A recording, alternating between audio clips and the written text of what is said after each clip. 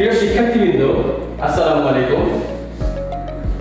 আজকে আমরা যে এক্সপেরিমেন্টটি নিয়ে কথা বলবো তার নাম হচ্ছে verification of KCL and CDR। KCL এর ফুল মিনিং হচ্ছে কারশফস কারেন্ট ল, এবং CDR এর ফুল মিনিং হচ্ছে current divider rule. KCL Kirchhoff's current law এটি আমরা অ্যাপ্লাই করি প্র্যাকটিক্যাল ভ্যালু অর্থাৎ মেজার্ড ভ্যালু বের করার জন্য, এবং CDR কারেন্ট ডিভাইডার রুল আমরা অ্যাপ্লাই করি ক্যালকুলেটেড ভ্যালু অর্থাৎ থিওরিটিক্যাল ভ্যালু মেজার করার জন্য। তাহলে আমরা শুরুতেই যদি দেখি কারশফস কারেন্ট ল। কারশফস কারেন্ট ল এটি কি?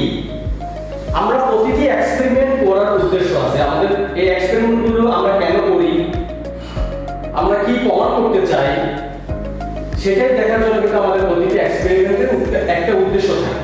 তাহলে আমাদের KCL কারশফস কারেন্ট ল, এই লটি আমরা অ্যাপ্লাই করি বা আমরা ভেরিফিকেশন করতে চাই, পরীক্ষা করতে চাই। কি পরীক্ষা করতে চাই?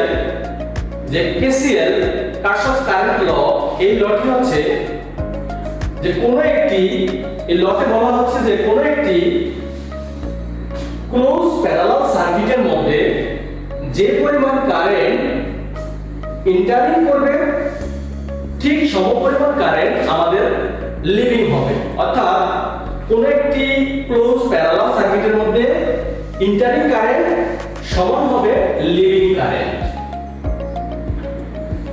তাহলে আমরা যদি একটি ক্লোজ সার্কিট দেখি, তাহলে সার্কিটের ডিজাইনটা আমি আগে করে রাখছি। তাহলে সার্কিটের ডিজাইনটি হয় এমন, এটি হচ্ছে আমাদের ক্লোজ একটি প্যারালাল সার্কিট, যেখানে আমাদের একটি পথ থাকবে ইন্টারিং আগত কারেন্টের জন্য, এবং একের অধিক, সেটা হতে পারে দুইটি অথবা তিনটি, চারটি, হোয়াটএভার ইট ইজ, কিন্তু একের অধিক লাগবে।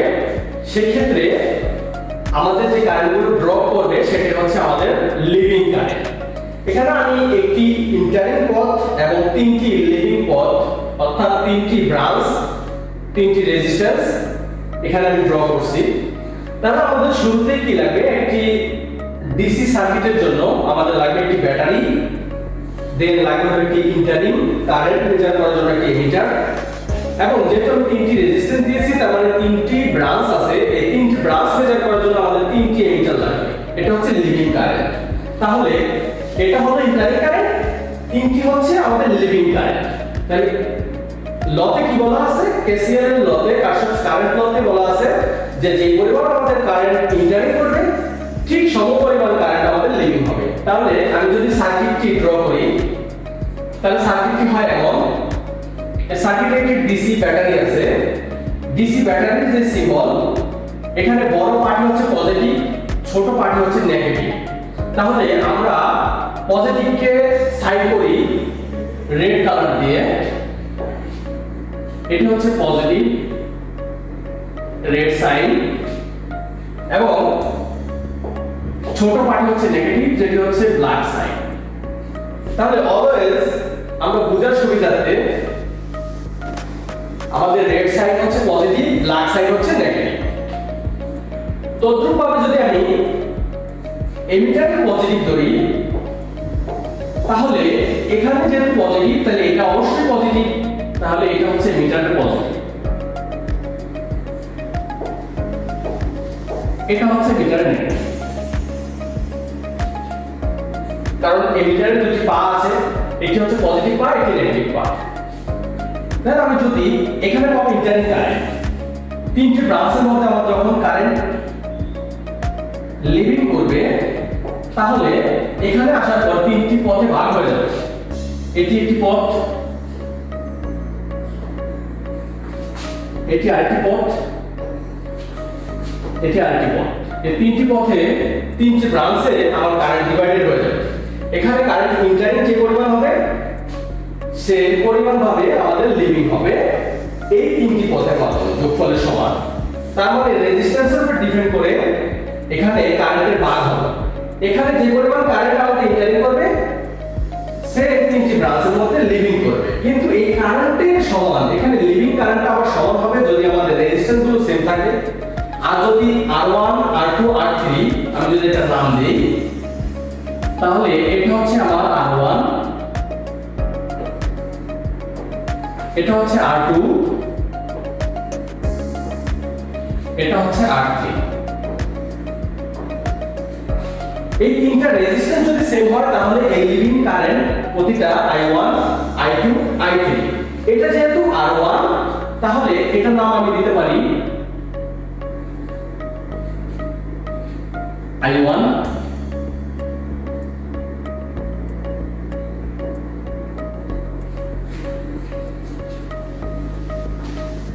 বোঝার সুবিধাতে যদি অন্য আরেকটি কালার মেনশন করে দিয়ে বোঝাই, তাহলে এটা হচ্ছে আমাদের I1, এটা হচ্ছে I2, আর এটা হচ্ছে I3।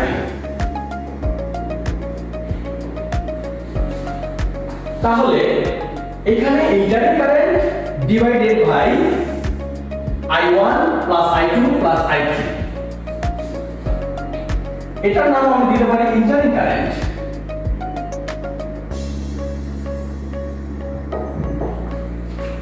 এটা হচ্ছে IE।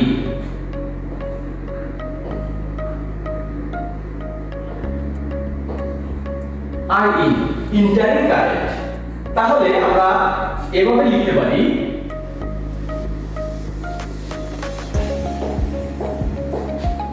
যে entering current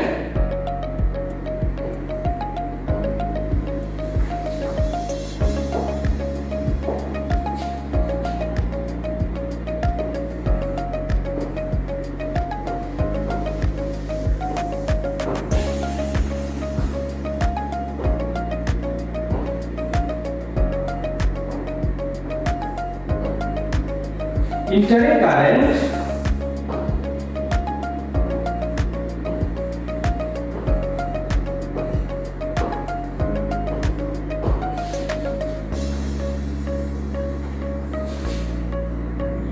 entering current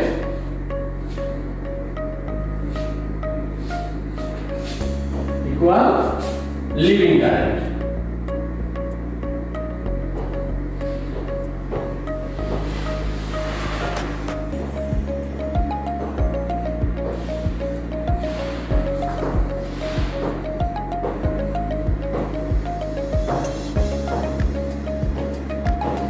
entering current equal leaving current আমরা এইভাবে লিখতে পারি।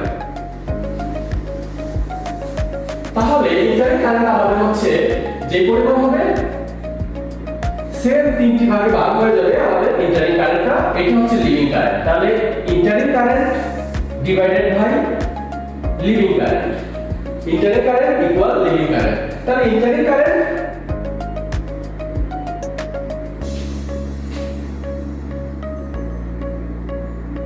তাহলে আমরা যদি এভাবে লিখি তাহলে লেখা যায়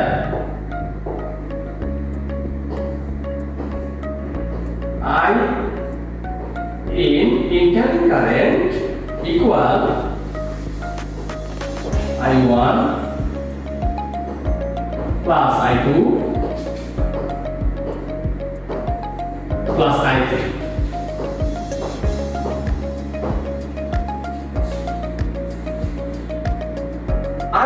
entering current equal I1 plus I2 plus I3। এখানে যদি আমাদের দুটো রেজিস্ট্যান্স থাকে তাহলে entering current equal I1 plus I2। যদি আমাদের চারটা রেজিস্ট্যান্স থাকে তাহলে entering current equal I1 plus I2 plus I3 plus I4। এভাবে তাহলে এটা হচ্ছে আমাদের প্র্যাকটিক্যাল ভ্যালু, মেজার ভ্যালু। এটা হচ্ছে KCL কারশফ কারেন্ট ল, যে পরিমাণ কারেন্ট আমাদের ইন্টারিং হবে সম পরিমাণ সেম ভাবে আমাদের লিভিং হবে। আগত কারেন্ট ইকুয়াল নির্গত কারেন্ট। এটা হচ্ছে KCL। আশা করি আপনারা কেসিএলটি বুঝতে পেরেছেন।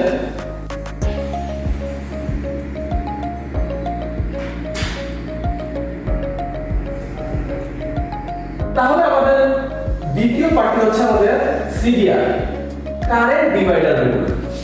তাহলে আমরা যদি কারেন্ট ডিভাইডার রুলটি দেখি, সিডিআর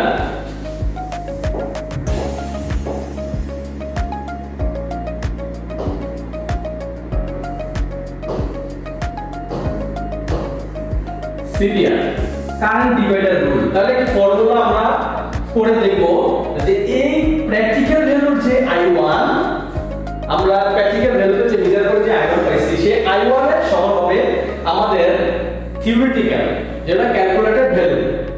সিডিআর অ্যাপ্লাই করে আমরা যেটা পাবো, কারেন্ট ডিভাইডার রুল করে যেটা পাবো। তাহলে কারেন্ট ডিভাইডার রুল, এই রুলে আমরা যদি I1 বের করতে চাই, তাহলে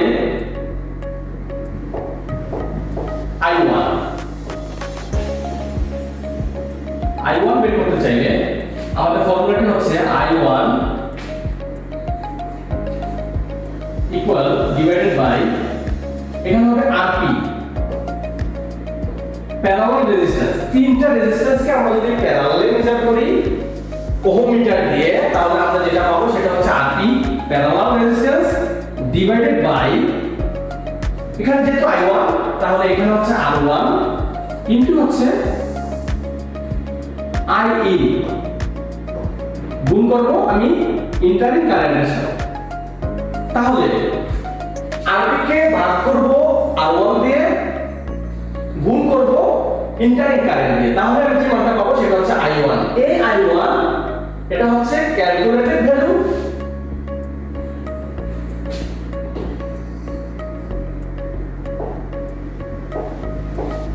এই সিডিআর এটা হচ্ছে ক্যালকুলেটেড ভ্যালু, থিওরিটিক্যাল।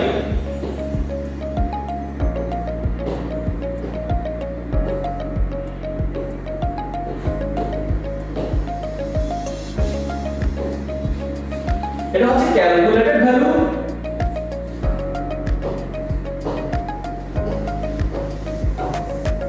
এটা হচ্ছে ক্যালকুলেটেড ভ্যালু।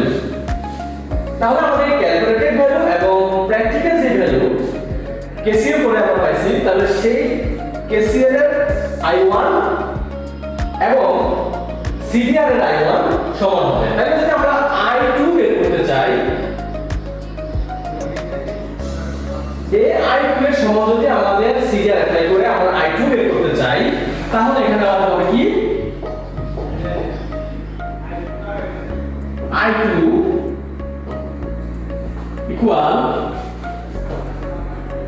RP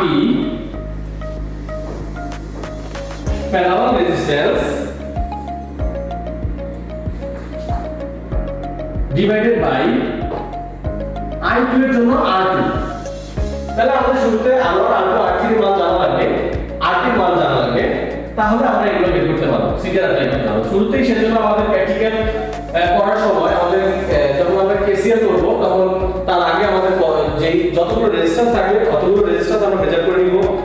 রেজিস্ট্যান্সের মান আমরা আলাদা আলাদা জানবো, R1 এর মান কত, R2 এর মান কত, R3 এর মান কত, RP এর মান কত, এগুলো আমরা আগেই জেনে নিব ওহম মিটারের মাধ্যমে মেজার করে। তাহলে এখানে যেহেতু I2 বের করতে চাচ্ছি, তাহলে এখানে হবে R2। তাহলে I2 বের করার জন্য RP divided by R2 into হচ্ছে কোনটা IE, ইন্টারিং যে কারেন্ট ছিল আমাদের সেই কারেন্ট। তাহলে আমরা যদি এটা দিয়ে এটা ডিভাইডেড করি এবং গুণ করি, যদি যে মানটা পাবো তার সাথে যদি আমাদের IE টোটাল যে কারেন্টটা, ইন্টারিং যে কারেন্টটা, তার সাথে যদি গুণ করি, তাহলে আমরা পেয়ে যাব I2 এর মান। সেম ভাবে আমরা যদি I3 বের করতে চাই, তাহলে এই I1 এই ক্যালকুলেটেড যে I1 সিডিআর অ্যাপ্লাই করে, এই I1 প্র্যাকটিক্যাল এর I1, এই I2 প্র্যাকটিক্যাল এর I2, এবং আমরা যদি I3 বের করতে চাই, তাহলে ফর্মুলা হচ্ছে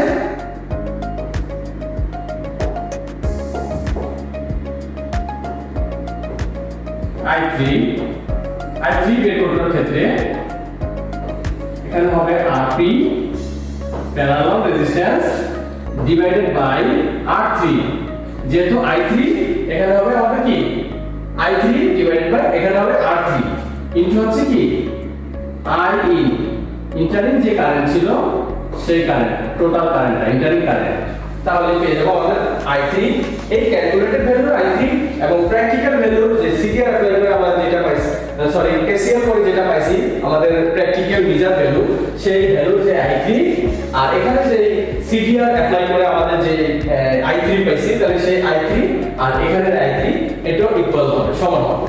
যদি এটা ম্যাচ করে তাহলে আমাদের কেসিএল এবং সিডিআর দুটোটাই আমাদের প্রুভ হবে। তাহলে এটা হচ্ছে আমাদের ক্যালকুলেটেড ভ্যালু, থিওরিটিক্যাল যেটা আমরা সিডিআর অ্যাপ্লাই করে পাবো, কারেন্ট ডিভাইডার রুল করে পাবো, সেটা হচ্ছে i1 i2 i3 এভাবে করে আমরা বের করব। সেটা আমরা বাসায় চাইলে করতে পারি। প্র্যাকটিক্যাল করার জন্য আমাদের যেটা লাগবে সেটা হচ্ছে আমাদের KCL, current divider rule, sorry Kirchhoff's current law. আমাদের কারশফস কারেন্ট ল করে যেটা পাবো সেটার সাথে আমাদের সিডিআর এই দুইটাই ম্যাচ করবে। যদি আমাদের প্র্যাকটিক্যাল ভ্যালু মিলে যায় তাহলে আমাদের প্রুভ হবে ইন্টারিং কারেন্ট এবং লিভিং যে কারেন্টগুলো সেটা যদি আমাদের মিলে যায়, টোটাল কারেন্টের সাথে individual current, entering current equal leaving current, এটা যদি আমাদের ইকুয়াল হয় তাহলে মিলে যাবে হলো আমাদের কেসিএল মানে কারশফস কারেন্ট ল প্রুভ হবে। এবং আমাদের এই practical value i1 i2 i3 এই তিনটে যদি ম্যাচ করে আমাদের প্র্যাকটিক্যালের সাথে, তাহলে প্র্যাকটিক্যাল এবং থিওরিটিক্যাল এই তিনটে যদি ম্যাচ করে তাহলে আমাদের দুটোই প্রুভ হয়ে যাবে, কেসিএল এবং সিডিআর। আশা করি ইনশাআল্লাহ সবাই বুঝতে পেরেছেন। তারপরেও যদি কারো কোনো বুঝতে কনফিউশন থাকে অবশ্যই ইনশাআল্লাহ আমাকে কমেন্টের মাধ্যমে জানাবেন, আমি সমাধান করার জন্য চেষ্টা করব। সবাই ভালো থাকবেন, আসসালামু আলাইকুম।